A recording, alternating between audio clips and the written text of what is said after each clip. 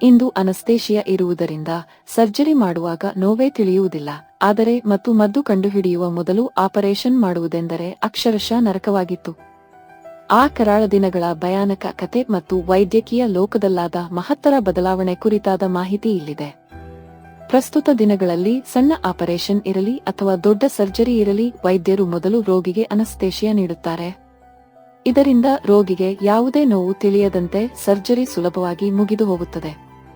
ಆದರೆ ವೈದ್ಯಕೀಯ ಇತಿಹಾಸದಲ್ಲಿ ಅನಸ್ತೇಶಿಯಾ ಇಲ್ಲದ ಕರಾಳ ದಿನಗಳಿದ್ದವು ಎಂಬುದು ನಿಮಗೆ ಗೊತ್ತೇ? ಆ ಕಾಲದಲ್ಲಿ ಶಸ್ತ್ರಚಿಕಿತ್ಸೆ ಎಂದರೆ ರೋಗಿಗಳು ಪ್ರಾಣಭಯದಿಂದ ನಡುಗುತ್ತಿದ್ದರು ಮತ್ತು ಮದ್ದು ಕಂಡುಹಿಡಿಯುವ ಮೊದಲು ಸರ್ಜರಿಗಳು ಎಷ್ಟು ಭಯಾನಕವಾಗಿ ನಡೆಯುತ್ತಿದ್ದವು ಎಂಬ ಮಾಹಿತಿ ಇಲ್ಲಿದೆ. ಮಾಹಿತಿಯ ಪ್ರಕಾರ ಆಧುನಿಕ ವೈದ್ಯಕೀಯ ಶಾಸ್ತ್ರದಲ್ಲಿ ಅನಸ್ತೇಶಿಯಾದ ಆವಿಷ್ಕಾರ ಒಂದು ದೊಡ್ಡ ಮೈಲಿಗಲ್ಲು. ಅನಸ್ತೇಶಿಯಾ ಕಂಡುಹಿಡಿಯುವ ಮೊದಲು ಸರ್ಜರಿಗಳು ರೋಗಿಗಳಿಗೆ ನರಕಪ್ರಾಯವಾಗಿದ್ದವು. ಆ ಕಾಲದಲ್ಲಿ ಸರ್ಜರಿ ಸಮಯದಲ್ಲಿಯೇ ಬಹಳಷ್ಟು ರೋಗಿಗಳು ಸಾವನ್ನಪ್ಪುತ್ತಿದ್ದರು.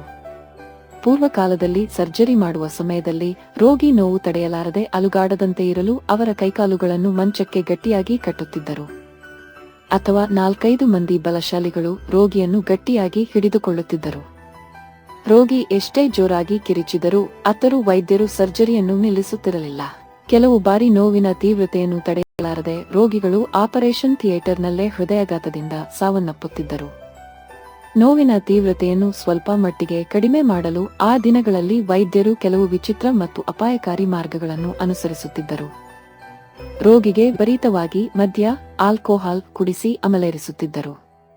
ಇನ್ನು ಕೆಲವು ಸಂದರ್ಭಗಳಲ್ಲಿ ರೋಗಿ ಪ್ರಜ್ಞೆ ತಪ್ಪಿ ಬೀಳುವಂತೆ ಮಾಡಲು ತಲೆಯ ಮೇಲೆ ಬಲವಾಗಿ ಹೊಡೆಯುತ್ತಿದ್ದರು. ಹಾಗೆಯೇ ಅಫೀಮು ಅಥವಾ ಕೆಲವು ರೀತಿಯ ಮೂಲಿಕೆಗಳ ರಸವನ್ನು ನೀಡುತ್ತಿದ್ದರು.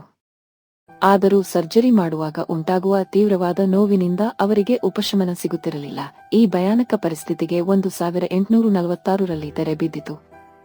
ಅಮೆರಿಕಾದ ವಿಲಿಯಂ ಪಿ. ಮೋರ್ಟನ್ ಎಂಬ ದಂತವೈದ್ಯರು ಈಥರ್ ಎಂಬ ರಾಸಾಯನಿಕವನ್ನು ಶ್ವಾಸದ ಮೂಲಕ ಸೇವಿಸುವುದರಿಂದ ಮನುಷ್ಯರು ತಾತ್ಕಾಲಿಕವಾಗಿ ಪ್ರಜ್ಞೆ ಕಳೆದುಕೊಳ್ಳುತ್ತಾರೆ ಎಂದು ನಿರೂಪಿಸಿದರು. 1846ರ ಅಕ್ಟೋಬರ್ 16ರಂದು ಬೋಸ್ಟನ್ನ ಮ್ಯಾಸಚೂಸೆಟ್ಸ್ ಜನರಲ್ ಆಸ್ಪತ್ರೆಯಲ್ಲಿ ರೋಗಿಯೊಬ್ಬರ ಕುತ್ತಿಗೆಯ ಮೇಲಿದ್ದ ಗಡ್ಡೆಯನ್ನು ತೆಗೆಯಲು ಈಥರ್ ಅನ್ನು ಮತ್ತು ಮದ್ದಾಗಿ ನೀಡಿ ಮೊದಲ ಯಶಸ್ವಿ ಸರ್ಜರಿ ಮಾಡಲಾಯಿತು. ಈ ಐತಿಹಾಸಿಕ ದಿನದ ನೆನಪಿಗಾಗಿ ಪ್ರತಿ ವರ್ಷ ಅಕ್ಟೋಬರ್ 16ನ್ನು ವಿಶ್ವ ಅನಸ್ತೇಶಿಯಾ ದಿನ ಎಂದು ಆಚರಿಸಲಾಗುತ್ತದೆ. ಈ ಒಂದು ಆವಿಷ್ಕಾರವು ಕೋಟ್ಯಂತರ ರೋಗಿಗಳಿಗೆ ಶಸ್ತ್ರಚಿಕಿತ್ಸೆಯ ನರಕದಿಂದ ವಿಮೋಚನೆ ನೀಡಿತು. ಇಂದು ಅನಸ್ತೇಶಿಯಾ